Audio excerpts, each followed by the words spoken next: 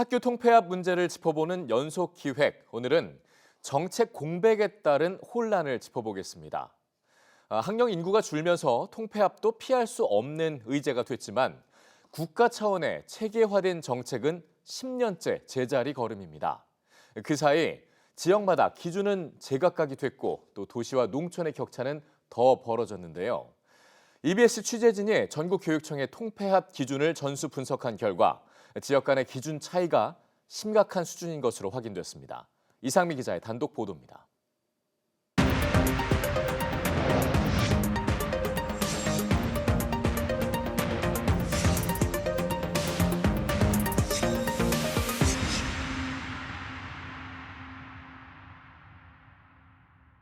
교육과학기술부가 결국 소규모 학교의 적정 규모를 제한하려던 계획을 포기했습니다. 정부가 소규모 학교의 통폐합을 추진하고 있는 가운데 먼 거리 통학이 불가피해진 학생과 학부모들이 반발하고 있습니다. 정부가 바뀔 때마다 학교 통폐합은 정책 의제로 거론됐지만 이렇다 할 진전은 없었습니다. 지역 소멸을 부추길 수 있다는 우려와 정치적 부담이 작용했기 때문입니다. 우리 학교가 여기 자리를 지키고 있었기 때문에 이 마을로 이사를 들어오는 가정들도 많이 있거든요. 그래서 이 마을이 지속되는데도 그렇게 역할을 하고 있는 거죠. 하지만 학령 인구가 급격히 감소하면서 학교 현장에선 임계점을 넘었다는 의견도 나옵니다. 획일적인 찬반 논쟁을 넘어 아이들의 교육권과 지역 공동체를 함께 놓고 논의해야 한다는 겁니다.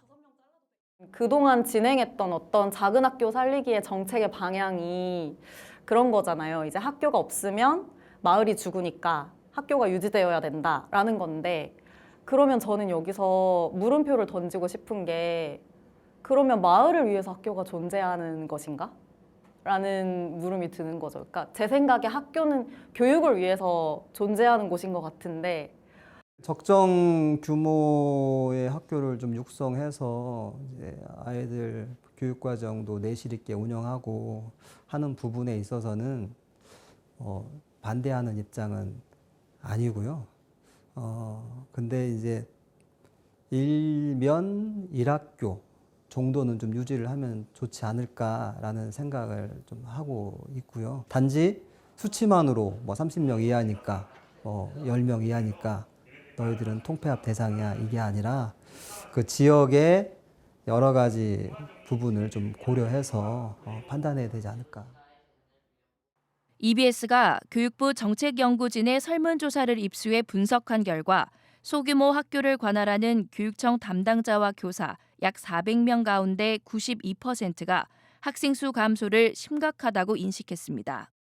특히 제주와 충남, 경북, 전남에서 비율이 높았습니다. 통폐합 정책이 필요하다는 응답도 83%에 달했는데 교육 여건 개선과 학생들의 사회성 함양 등을 이유로 꼽았습니다. 옆에 친구가 하는 활동을 보고도 배우게 되는데 그런 환경이 굉장히 제한적이게 돼요. 유치원 때부터 이렇게 가기 때문에 아이들 사이에 학습적인 약간의 긴장감마저도 없는 거죠. 하지만 중앙 정부 차원의 정책은 지난 2016년 이후 사실상 멈춰 있습니다. 이후 약 10년 동안 정책은 사실상 시도교육청에 일임됐고 학생 수와 교육 여건보다는 교육감의 의지에 따라 기준이 크게 달라졌습니다. EBS 취재진이 전국 교육청의 통폐합 기준을 분석한 결과 전남과 전북은 학생 수 9명에서 10명 이하로 설정한 반면 서울 등 대도시는 초등학교 기준 240명 이하가 기준이었습니다. 의결 방식도 혼란스럽습니다. 학부모 과반 찬성부터 3분의 2 이상까지 지역마다 다르고 투표권자 범위도 제각각입니다. 통폐합을 하자는 조례와 작은 학교를 살리자는 상반된 조례가 동시에 존재하는 지역도 10곳에 달해 혼선을 키우고 있습니다. 절차나 이런 것들은 굳이 시도별로 달라야 될 이유가 없는 거죠. 오히려 통일적으로 규정을 해주는 게 주민들 이해시키기도 쉽고, 그런데 지금 그런 게 없다 보니까 일부에서는 지역 주민들이 반대하거나 아니면 이제 선거를 의식한 어떤 교육감들이 회피하려고 하면 아예 논의 테이블에 올라가지도 못하고 그냥 그런 상황을 방치해두고 있게 되는 거죠.